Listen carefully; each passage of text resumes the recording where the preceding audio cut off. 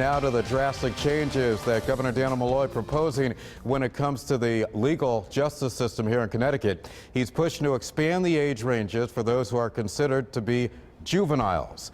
News 8's Ken Pierce breaks down the plan for us. Earlier this year, Governor Malloy pushed through a set of prison reforms designed to keep nonviolent offenders out of prison, or at least in prison for as little time as possible. Today here at the UConn Law School, he announced a new set of proposals to do the same thing with younger offenders. You can't end a cycle of crime and poverty unless you tackle its causes. Governor Malloy already pushed through a reform called Second Chance Society, reducing sentences for possessing small amounts of drugs and making parole easier for nonviolent offenders. And we did that to ensure that the punishment fits the crime, that those who live and go to school and work in a city do not face an entirely different system of justice than those who live in the suburbs. Now Malloy is looking at a different kind of divide, age. He wants anyone under 21 treated as a juvenile, and people aged 21 to 24 put in a new young adult category and kept away from the older prison population.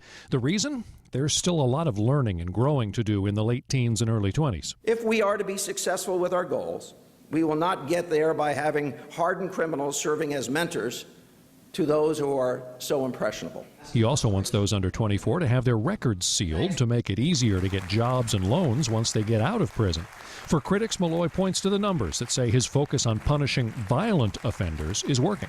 I mean, a core function of government is the protection of its population.